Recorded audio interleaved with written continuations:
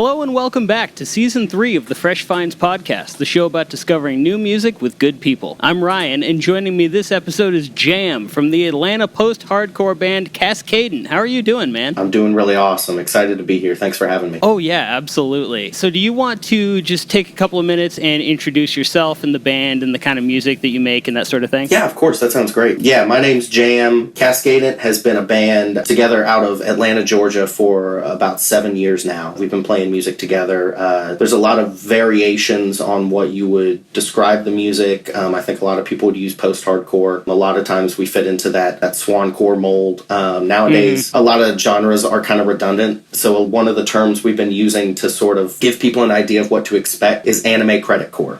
I like that. You know, that's the music, you know, you would hear it on the tail end or the opening of an, you know, your favorite anime, and you know, throughout from the 90s to now, it's a lot of different encompassing types of music, but you know, and that's one of the things that we want to bring to the table is a little bit of variety in the sound and not just sort of be pegged into one hole. I think it makes more sense for intros because typically the endings tend to be a little bit more somber, but I totally get where you're coming from. No, I get that for sure. But hey, you never know, there could be a soft side coming as well. Oh yeah, for sure. So yeah, you guys started releasing music in 2018. You released one song and then 3 tunes in 2019, and then you haven't been releasing anything since then. Have you guys still, obviously COVID pandemic was a thing, but have you guys still been like playing shows and stuff, or have you kind of been on a hiatus until now, or what's been going on with that? So we've always been working. To kind of give an idea of a crash course of the history, the very first song we put out is with one of our original vocalists, because we've had a few at this point. The DGD comparisons never end. John Mark Hendricks is on the song Aces Over Kings, which is definitely one of our more popular releases. It was the first song we put out, and we love John Mark to death. Still a really close part of the band, and is actually going to be featured on one of our songs coming out next year. We put that out in 2018, and at the time, John Mark was living in Toccoa, Georgia, which is about 2 hours north of where we live in the metro Atlanta area, and it just got really difficult to meet up and for him to make the commute, and he just had other things going on in his life and had to step away. I mean, and so life there's happens. Been a couple, exactly, and so there was no bad blood or anything. Like I said, he's still a really close family member to the band.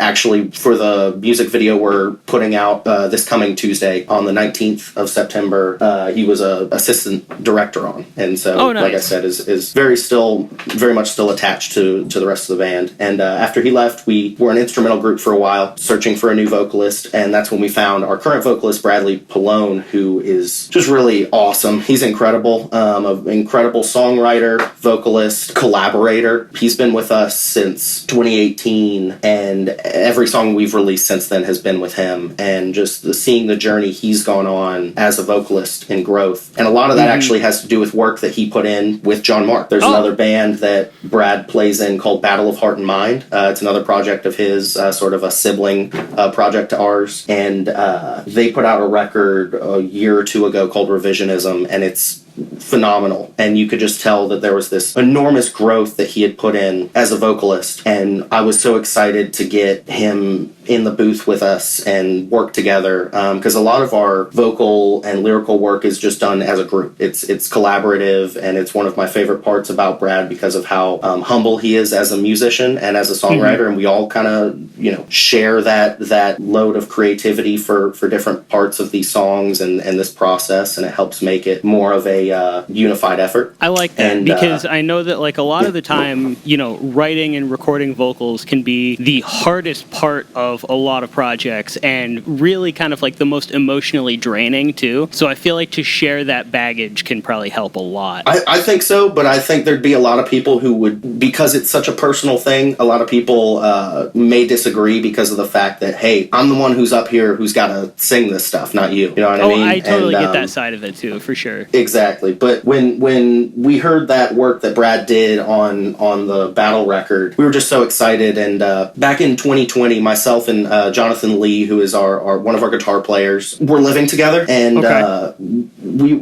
had been working on this music that we're releasing now for quite some time. In fact, the single we just put out, Watch the Tail, has been in the works, in the oven, for about 3 or 4 years now. Really? It's something Absolute we were trying banger, to do. by the way. Great tune. Thank you so much. And shout out to Soup from Seder for being on the song. He's a good friend of ours, absolutely killed the feature. We love the work that he's doing. Everyone over in Seder, shout out Ryan, Brody, JD, all a bunch of really good people, and we wish them the best, but really thankful to have Soup on that track. He's done a lot for us, and for me as a recent harsh vocalist, not all of our music has had that. That track was actually my debut as a vocalist in the band. He showed me a lot in terms of where to go to learn and to practice. So I'm really thankful for that. That's awesome, because I know definitely like doing the harsh vocals wrong can really fuck you up. So like learning how to do it right is a really, really important aspect of that a lot of people kind of skip over, because they're like,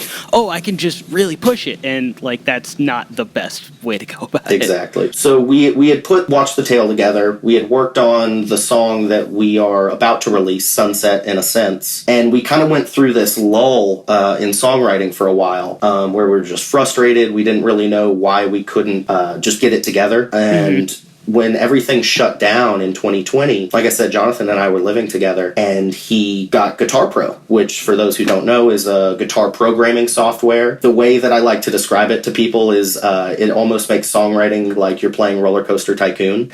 And that's such a funny description, but it makes so much sense. Well, it's crazy because you have all these buttons that you eventually just learn to associate with different musical notation, and you don't realize that you're learning how music works. And if you want, you have the tabs right there in front of you as well to sort of guide you along. But seeing him flourish as a songwriter once he got that, there was a period where, Jonathan had gotten laid off as well as so many other Americans, and was just sort of going through a rough time. Got that program just as an outlet, for the immense amount of time he had just acquired, and just lost himself in it. It was incredible to see him come out of his room every other day and be like, hey, I just finished this song. And we'd say, hell, it's the one from yesterday. And he's like, no, it's the one from this morning. And he would just show us this stuff, and it would keep happening. And I'm really proud of him for the strides that he's made as a producer, as a songwriter. But a lot of it, I think, really the catalyst was that period where he just dove into songwriting and started attacking it for multiple hours a day. Now I'm curious, as far as just the workflow aspect, was that something where he would like play something, come up with it, and then tab it out and use it as like a composition tool to come up with structure and things like that? Or was he writing things in it and then learning how to play later? Because that's crazy to me if that's what he was doing.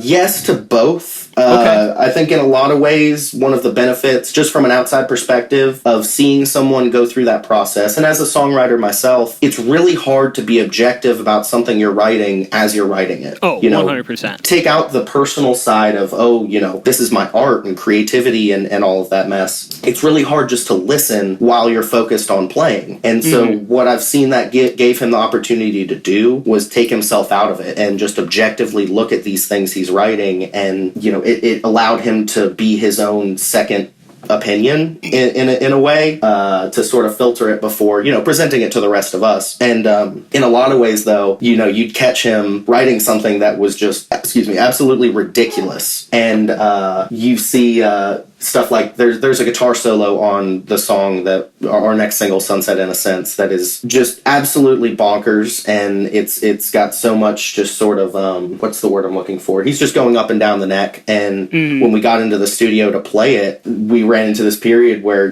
we had to clean it up a little bit, because up until that point, we played it live and everything, but it gets very real when it's on the recording. And so if anything, I think it made him a much better guitar player, because it challenged him. No, I could totally see that, because that was kind of what I was thinking about. Was I know that the couple of times that I've kind of written something in a similar way, I've always written stuff that's way harder and way beyond my actual skill level, and I just have to sit there and grind it out for hours and hours to learn how to play this thing that I've written. It's just kind of a funny situation to find yourself in, at least in my opinion. No, I agree, and it can be humbling sometimes, because it's like your brain moves a little faster than your your fingers can. Yeah. But in some ways, it shows you, hey, I've still got things to learn. I think especially with songwriting, it can be really easy to fall into redundancy with your songwriting and with your playing, and just fall into the same old habits because it's comfortable and how people like this song, so I can just milk this. You know what I mean? Yeah, I think that little bit of to push is definitely good creatively. Yeah, the sense of uncomfortability is what challenges you and makes you a better musician. We need to be more comfortable with that. And so you've got these two singles. The next one that's coming up, which is Sunset in a Sense, and the one that you released about a month ago, Watch the Tail. And you have an EP coming out after that, correct? Do we have a release date for that yet? I don't know if we've announced this publicly yet, but we actually have two. Really? Oh, big news on the Fresh Minds podcast. Exactly, yeah.